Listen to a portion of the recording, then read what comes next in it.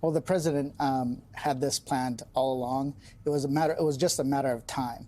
I have friends that worked at DOD on the civilian side that basically told me that this was their fear, that he would federalize the National Guard of a state and that he would put in active military on the ground in a state.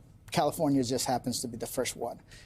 This was not something that was beyond the imagination if you actually were watching what he was saying.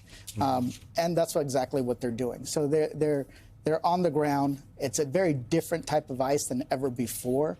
If you look at kind of what they're wearing now, it's very militarized. It plays into the image that he wants, a tough guy image, cracking down on criminals. But these are not criminals that he's cracking down on. I don't know any MS-13 gang member that works at a day labor site during the day, a restaurant, or even a car wash. So they're not going after criminals. They're going after people who are just trying to make a better life for themselves, people that actually follow the rules, like the mother and the two daughters that were doing a regular check-in, their annual check-in at the courthouse, and then got arrested and sent to the basement. So that's what they're doing. They want to intimidate, but now they're going to spread. I told people this doesn't end with California. Yeah. It's only the beginning of, I think, a long, terrible chapter in our history. The tactical units, I find very interesting.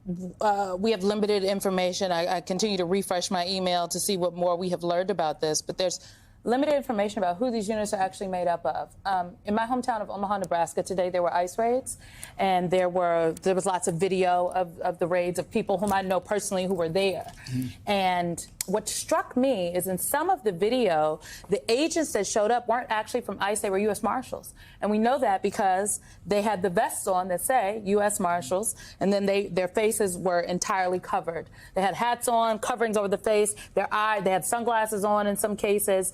You couldn't see any defining features. That concerned me. Yeah. And that I was very concerned about that. And I'm wondering, from a member's perspective, are you concerned about the essential camouflaging of federal officials? And to be clear, I mean, I guess now that I'm saying it out loud, maybe they weren't U.S. Marshals. We don't know. They just had the vests on. And that's the scariest part about all of this. No, it is scary. And one of the things is that it is a different look. Right? I talked to immigrant rights groups, and they said that they've had ICE raids in L.A. for years, but they had a different look. Now, why are they all of a sudden in camouflage? Why are they suddenly like just, I would say, bulletproof vests, full-on gear, tactical gear? Why is it all of a sudden that's their approach? And, yeah, you don't know where they're coming from. I actually went to Chinatown in my district when there was a build-up, a staging on Friday night, and I was looking at some of the tags. So there's people from Department of Homeland Security. I had no idea, but there's about 60 to 80,000 officers within Department of Homeland Security. FBI were there. ICE agents were there. So, yeah, we don't know. And then there's some people are saying that some police departments are actually having their own police volunteer or be part of this, I don't know, this new group of individuals. Governor Youngkin has already deputized folks within Virginia to not just regular folks. I'm talking about the police officers in Virginia to carry out ICE enforcement activity. I want to go back to something you said, which is Donald Trump, when he was out there on the stump, when he was running for president, the argument he made to the American people was that there were criminals in this country and he was going to prioritize the deportation of those criminals. We had Tom Homan, the border czar, this weekend say to our colleague Jacob Sobroff that they are opening the aperture,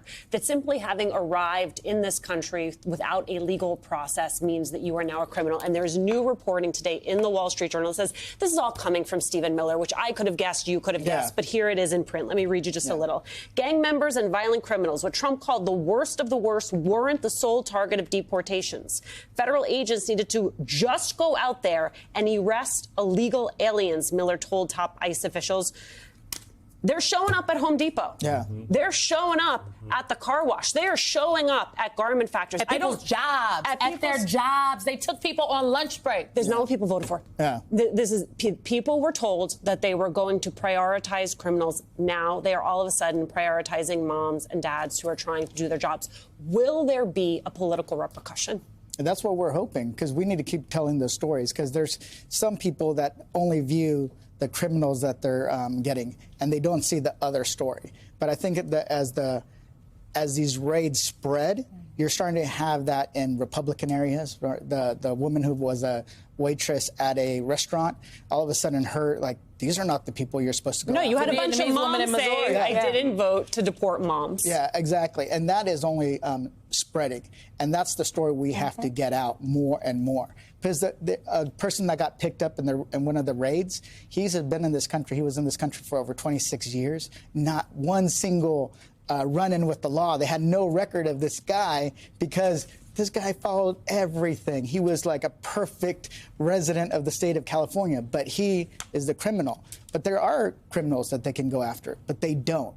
Why? Because it's harder to go after them. It's easier to go after the mom and the child and the person that is working at the car wash or the restaurant. That's who they go after them because they're looking at numbers and not results. Just before we pivot topics, I just want to also say that we have reporting that says that some of these folks who have been detained have already been deported, and many times without access to their own attorneys. Yeah, and I mean, it is important to note that they have been wildly clear and consistent.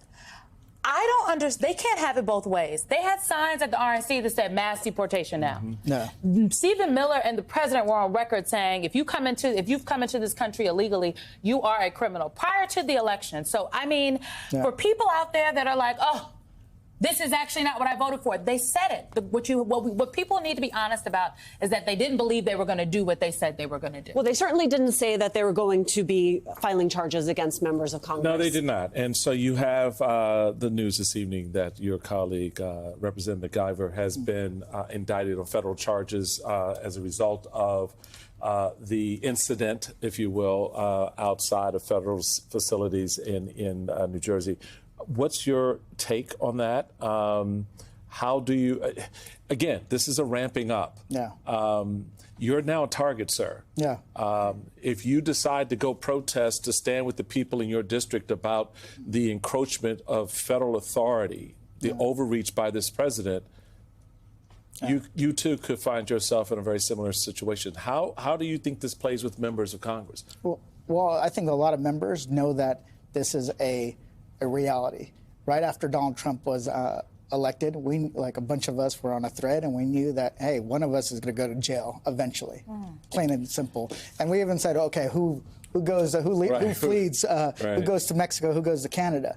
But I know that. When I went to Saturday, my wife When you went to a detention facility on Saturday? On Saturday, my wife gave me a bag and like, oh, here's some fruit, here's some here are your pills. Make sure that, because I was prepared to get arrested, understanding even if I did nothing wrong, there was a chance that they were going to arrest me. But Congressman, that doesn't happen in America. That should not happen in America. The fact that the members of Congress, that you all are prepared to be arrested, that to me is just, I can't gloss over that. They also were denied access. They also were subjected to irritants in the air. So it's crazy. There it is.